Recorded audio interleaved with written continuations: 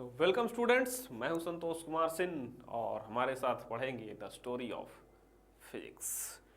Electromagnetic induction की बात हम लोग कर रहे थे।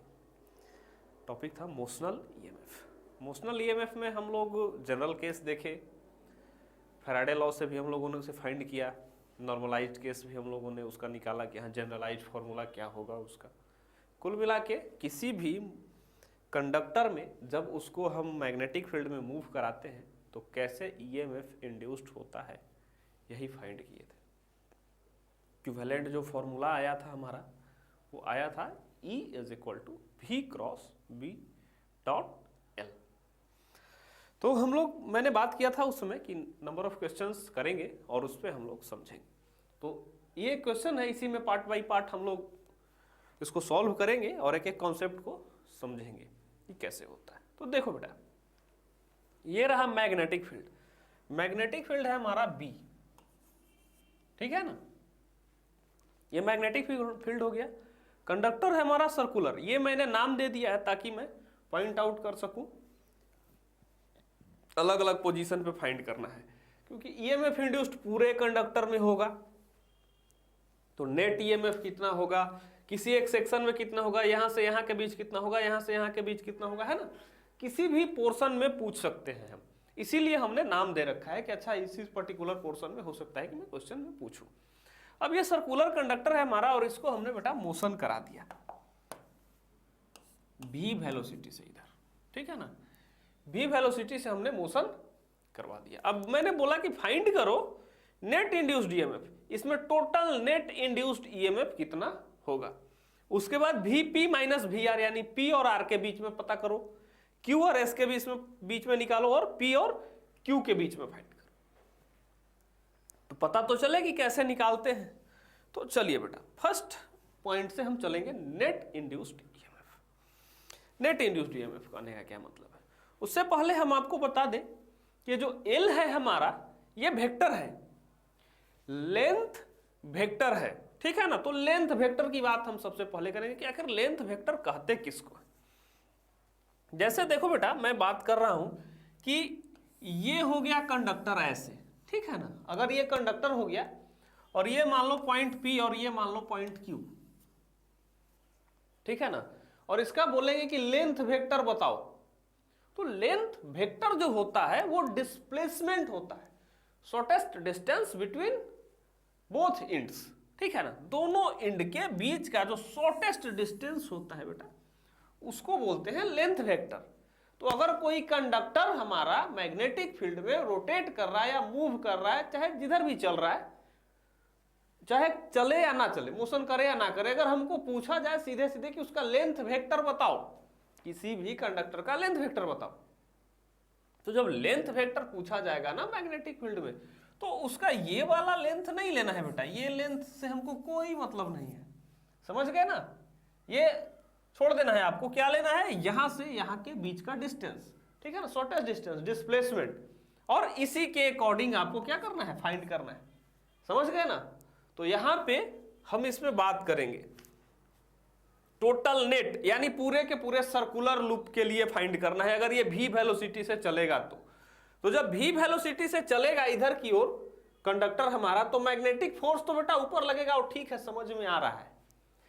लेकिन लेंथ वेक्टर, ये तो v क्रॉस b, चलो v और b के बीच का कितना एंगल है, 90 डिग्री, ये ऑलवेज है, v और b के बीच में 90 डिग्री है। तो ये जो तो होगा बेटा E is equal to VB sine 90 degree, ये तो होगा।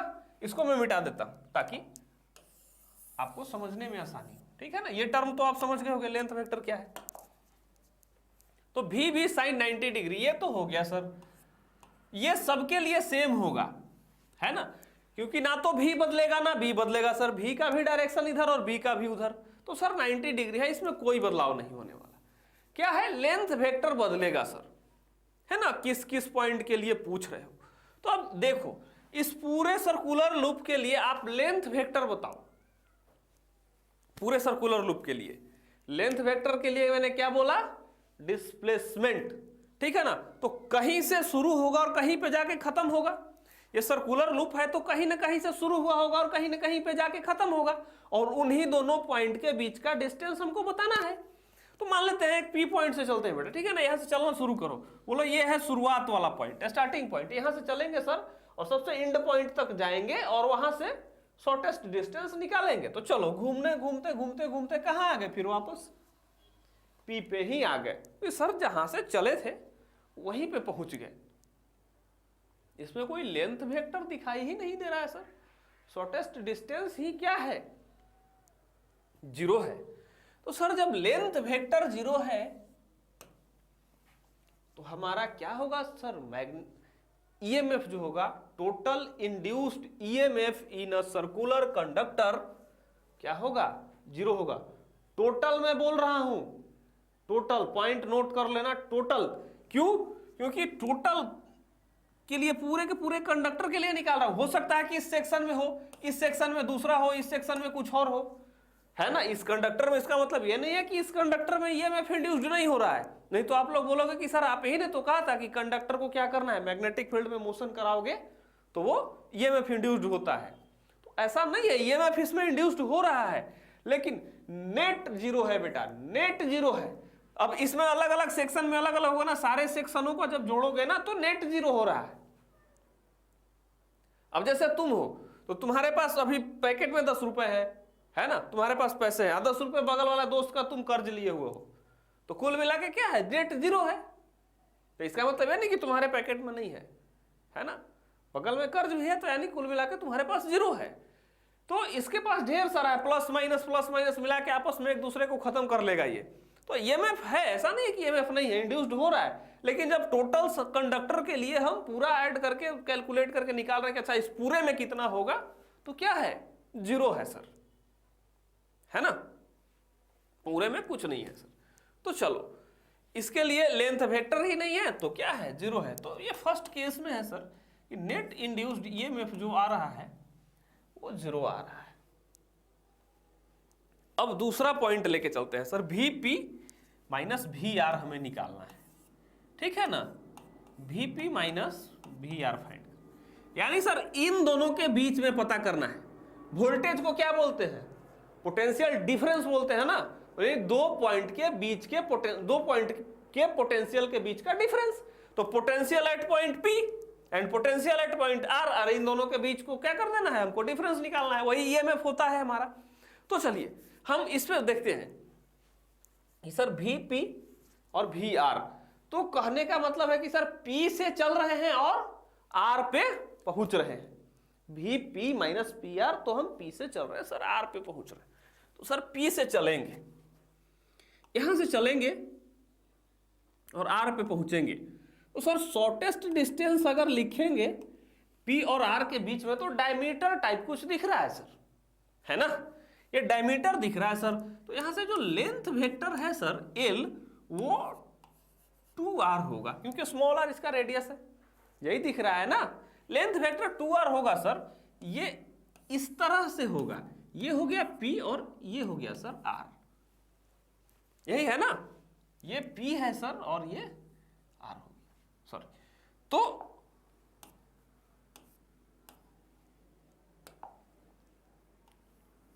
ठीक है ना। अब कंडक्टर कुछ इस तरह का होगा, P और R के बीच में कंडक्टर सर ऐसा होगा, ऐसे। अब इसके लिए निकालना है हमें, तो अब फाइंड करो बेटा। अब लिखना शुरू करेंगे E, कंडक्टर हमें पता चल गया है कि ये रहा कंडक्टर। अब इसी के लिए निकालना है, यही लेंथ वेक्टर है कंडक्टर का, 2R है इसका लेंथ, और ये वेक्टर इस तरह से है, देखो लेंथ वेक्टर, यानी इस तरह से हॉरिजॉन्टल रखा हुआ है और ये इधर की ओर मोशन कर रहा है, V वेलोसिटी से मोशन कर रहा है, ठीक है ना। हमने क्या बोला, V क्रॉस B का डायरेक्शन ऐसे है ना, V क्रॉस B, यही निकालने के लिए बोले थे ना। तो कहां गया डायरेक्शन, ऊपर, यह है V क्रॉस B का डायरेक्शन। इसी के साथ सारे लेंथ वेक्टर का क्या करना है, एंगल फाइंड करना है, तभी तो यहां डॉट प्रोडक्ट करेंगे ना। तो सर ये वाला तो ठीक है, VB हो जाएगा sin 90 की वैल्यू 1 होती है, तो सर VB तो लिख दिए हम। यहां पे आपने बोल रहा है लेंथ की 2R कॉस, अब बताओ एंगल, इनके क्रॉस प्रोडक्ट का इसके साथ कितना एंगल हुआ लेंथ वेक्टर के साथ। तो ये वाला बेटा यहां लाके रख दो ऐसे, यही हुआ ना। तो ये कितना का एंगल हो गया, लेंथ वेक्टर के साथ इस क्रॉस प्रोडक्ट वाले का, क्रॉस प्रोडक्ट के रिजल्टेंट का कितना एंगल हो गया, 90 90 हो रहा है ना। तो सर cos 90, तो cos 90 जब होगा तो क्या हो जाएगा, cos 90 की वैल्यू सर 0 है ना, cos 90 की वैल्यू 0। तो अब याद करो, पिछले लेक्चर में याद करो मैंने क्या बोला था, ये v है ना और ये l है, कि जब भी v पैरेलल हो जाएगा l के तो E इज इक्वल टू 0, यानी 0 EMF इंड्यूस्ड होगा। बोला था ना मैंने, 3-4 कंडीशंस बोले थे मैं, हम याद है सर, कुछ लोग बोलेंगे भूल गए सर, तो मैं रिपीट करा देता हूं कि क्या क्या था कि सर अगर v और b आपस में पैरेलल हो, ये v और b पैरेलल हो जाएगा, यहां पे अगर पैरेलल हो जाएगा तो साइन 0, तो ऐसे भी 0, v और b पैरेलल हो गया तो सर 0 हो गया, v और l पैरेलल हो गया सर तो 0 हो गया। यहाँ पे v और l जैसे ही पैरेलल होता है तो यानी कि उनका वो हो जाता है क्रॉस प्रोडक्ट उसके परपेंडिकुलर, तो यहाँ वाला टर्म फिर साइन cos 90 0 हो जाता है सर। तो v और l भी पैरेलल होगा तो 0 हो जाएगा। तीसरा केस और था सर, l और b भी अगर पैरेलल हो जाए तो भी यही बात है, l और b भी अगर पैरेलल हो जाएगा ना तो भी वो 0 हो जाएगा। तीनों चीज आपस में अगर पैरेलल है, देखो भारी भारी से हम सारे कंडीशन डिफाइन करें, उस पे हमने न्यूमेरिकल एक करके दिखाया था। तो देखो यहाँ पे v और l पैरेलल हो गया तो ये। अब थर्ड पॉइंट पे आते हैं बेटा। थर्ड में बोला है कि we Q minus V S, ये फाइंड करना है, V Q minus V S. यानी अच्छा एक चीज और इसमें देखो, सॉरी, इसकी पोलैरिटी, पोलैरिटी, अब ये लेंथ वेक्टर ये हो गया, ये किस तरह से बिहेव करेगा, किधर पॉजिटिव टर्मिनल होगा, किधर P के तरफ पॉजिटिव टर्मिनल होगा कि R के तरफ पॉजिटिव टर्मिनल होगा, है ना, किधर पॉजिटिव किधर निगेटिव, तब तो पता चलेगा कि ये Vp माइनस VR पॉजिटिव होगा या VR माइनस Vp पॉजिटिव होगा, ठीक है ना। लेकिन यहां पे तो बेटा EMF इंड्यूस्ड ही 0 आ जा रहा है ना। तो जब 0 हो जा रहा है तो काहे का निगेटिव काहे का पॉजिटिव, है ना, जब 0 आ ही जा रहा है तो कोई निगेटिव पॉजिटिव नहीं, तो यहां पे खत्म। ये इस तरह से ऐसे ही सिंपली होगा, बैटरी नहीं होगा ये, है ना, ये दोनों छोर बराबर, समझ गए ना, तो यहाँ पे नहीं होगा। लेकिन आगे से जिसमें अगर EMF इंड्यूस्ड हो गया अगर किसी सेक्शन में, तो उसके लिए आपको पॉजिटिव निगेटिव टर्मिनल फाइंड करना पड़ेगा कि कौन सा पॉजिटिव और कौन सा निगेटिव, ठीक है ना। तो ये हो गया वी क्यू वी एस। तो Q से S चलना है बेटा, Q से कहाँ चलना है, S तक चलना है। तो Q से S तक चलो, ठीक है ना। Q से S तक जब चलोगे तो कुछ इसी तरह के डायमीटर चलोगे आप, L, यानी यहां भी सर L जो होगा वो 2R ही होगा, L जो होगा वो क्या होगा, 2R होगा। तो चलो सर हो गया। अब लेंथ वेक्टर लिखो इसका, L और Q और S के बीच में, तो यहां से यहां शॉर्टेस्ट डिस्टेंस ऐसे लिखोगे, तो सर लेंथ वेक्टर कुछ इस तरह से होगा, ये हो गया पॉइंट Q और ये हो गया पॉइंट S, ये हो गया लेंथ वेक्टर। और क्रॉस प्रोडक्ट सर जो था पहले से वो ऐसे ही था, ठीक है ना। तो अगर EMF लिखेंगे सर इसका, तो V भी तो चलो ठीक है सबके लिए सेम है सर, क्योंकि sin 91 होता है। अब इसके बीच के एंगल को देखना है, तो कितना हो गया बेटा, दोनों के बीच में एंगल Q और S और उसके क्रॉस प्रोडक्ट के बीच में एंगल कितना है, 0 डिग्री है ना। तो cos 0 की वैल्यू 1 लिख दो सर, cos 0 की वैल्यू 1 यानी 2R cos 0, यही होगा ना। तो सर 2VBR, 2VBR ये आएगा सर। अब तो यहाँ EMF इंड्यूस्ड हो गया, अब पॉजिटिव टर्मिनल और निगेटिव टर्मिनल निकालना बनता है, तो आएंगे इसके इक्विवेलेंट कि सर पॉजिटिव टर्मिनल किधर और निगेटिव टर्मिनल किधर। अब ये रहा बेटा लेंथ वेक्टर, अब ये लेंथ वेक्टर इधर मोशन कर रहा है, इधर लेंथ वेक्टर इधर मोशन कर रहा है, ठीक है ना। देख लो ये रहा लेंथ वेक्टर, ये है लेंथ वेक्टर, अब ये इधर मोशन कर रहा है, अंगूठा वेलोसिटी का डायरेक्शन, अंगूठा किधर वेलोसिटी का डायरेक्शन, ठीक है ना, अंगूठा वेलोसिटी का डायरेक्शन, और ये उंगलियां मैग्नेटिक फील्ड का। तो पॉजिटिव टर्मिनल बेटा ऊपर, पॉजिटिव टर्मिनल कहाँ, ऊपर, यानी सर पॉजिटिव टर्मिनल ऊपर की ओर बनेगा, ऐसे बनेगा Q और S, ये पॉजिटिव होगा और ये निगेटिव होगा, इस तरह से बनेगा, यानी पॉजिटिव होगा ये और निगेटिव होगा ये। तो सर निकालना क्या है, V Q minus V S. तो V Q minus V S अगर लिखते हैं सर तो क्या आएगा, ये जो वैल्यू हम लोग निकाले हैं अभी, ये वैल्यू यही निकाले हैं ना, ईएमएफ यही वाला तो है, 2VBR। तो इसमें अगर VQ माइनस VS लिखेंगे तो क्या लिखेंगे, 2VBR पॉजिटिव। और अगर VS माइनस VQ लिखना होता तो चुपचाप निगेटिव साइन लगा देते, है ना। तो अगर VQ माइनस VS लिखोगे यहां से, देखो तो आपका माना हुआ सही आ रहा है ना, ये आप डायरेक्शन माने हो पॉजिटिव, जो आपके लिए आ रहा है वही है हमारा। अगर हम अपोजिट में निकालेंगे तो ही ना निगेटिव होगा, आपका माना हुआ यहाँ पे सही है। तो 2VBR, और मैंने अगर बोल दूं कि सर VS माइनस VQ लिखो तो अपोजिट लिखना है ना, अपोजिट जब लिखोगे तो सर माइनस 2VBR, ठीक है ना।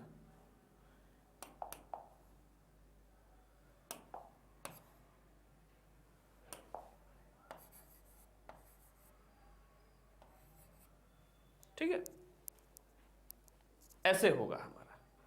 तो आप इजीली फाइंड कर सकते हो कि कौन सा टर्मिनल पॉजिटिव, कौन सा टर्मिनल निगेटिव, और किसका कैलकुलेशन कितना है।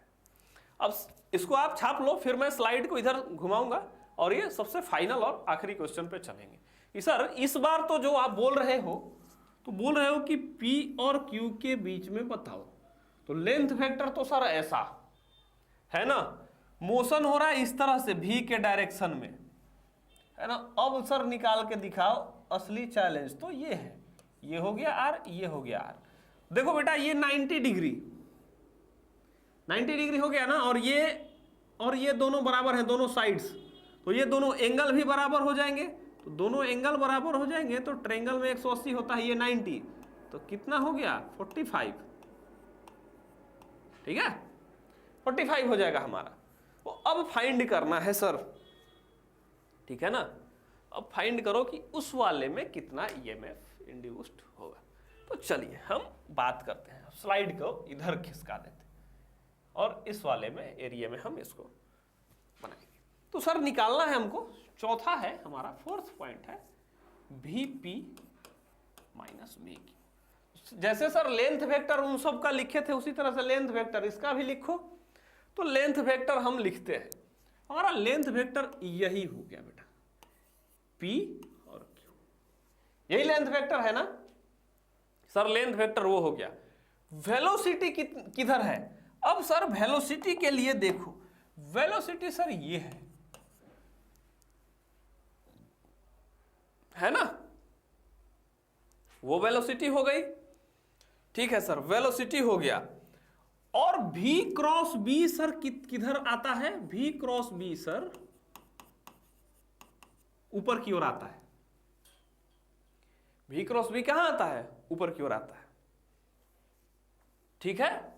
तो सर V क्रॉस B ऊपर की ओर आता है हमारा, V वेलोसिटी इधर की ओर, V वेलोसिटी इधर की ओर, तो कितना हो गया, वेलोसिटी से इसका एंगल कितना हो गया, वेलोसिटी से एंगल कितना हो गया सर 45 डिग्री हो गया ना।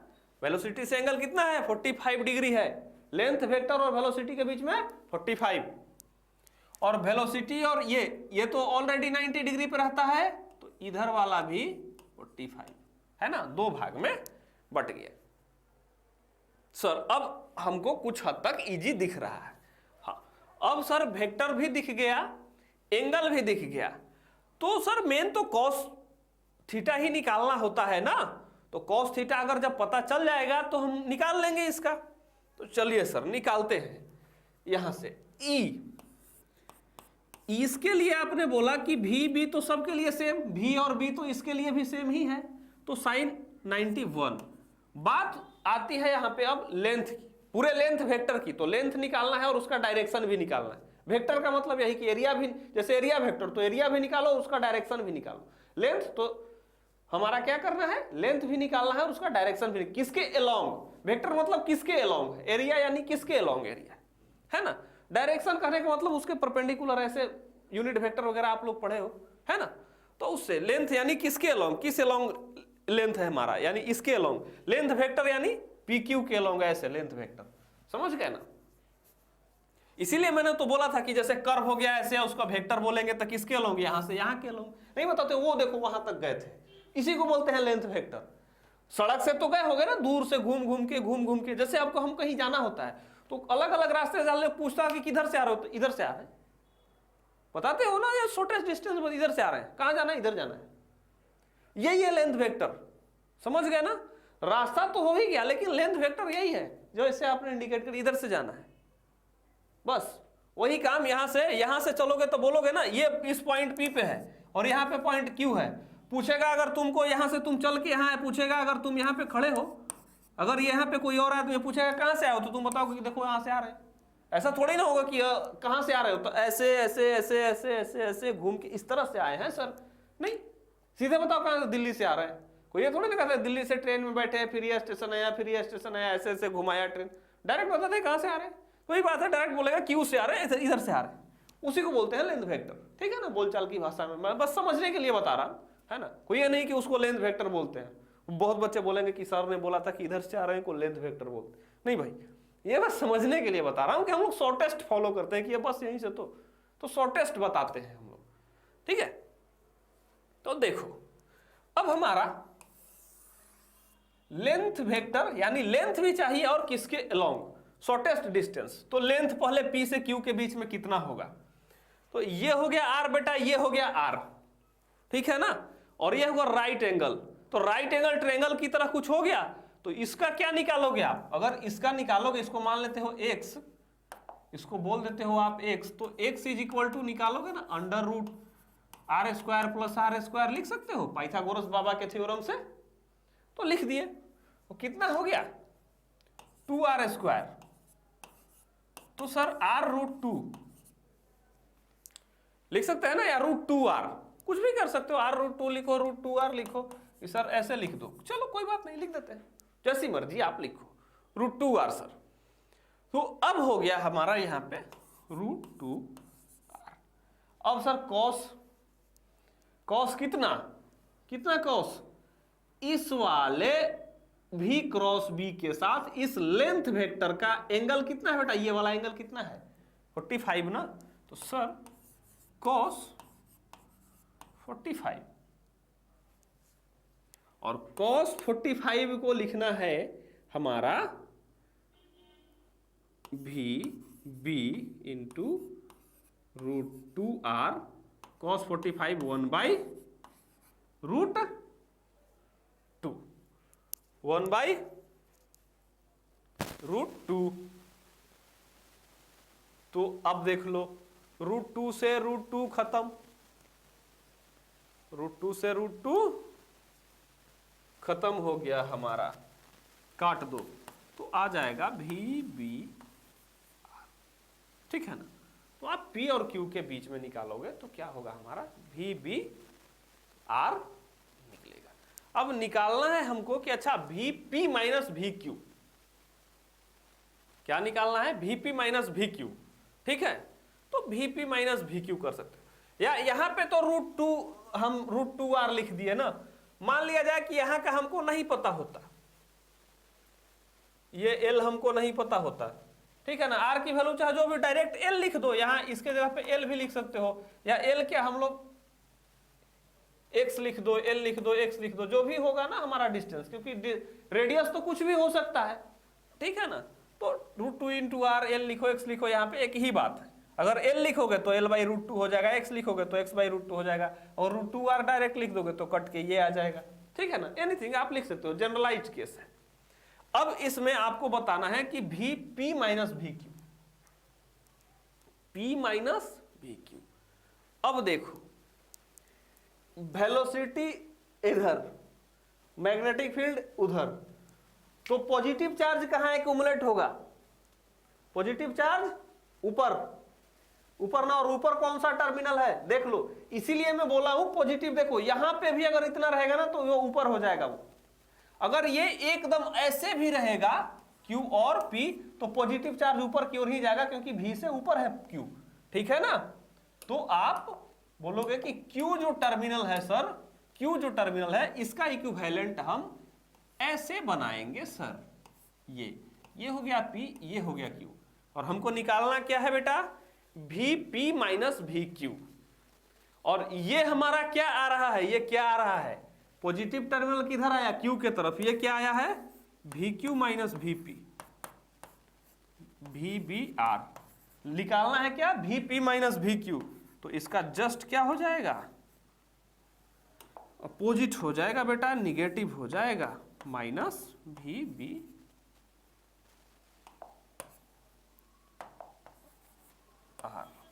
ठीक है, ऐसे फाइंड करेंगे, समझ गए ना। तो किसी भी कंडक्टर को अगर आप ला के मैग्नेटिक फील्ड के बीच में रखते हो और मोशन करवाते हो आप, तो आप उसका फाइंड कर सकते हो ईएमएफ और हमारा इंड्यूस्ड ईएमएफ और उसका इंड्यूस्ड करंट, और नेट कितना होगा, क्या होगा, ये भी।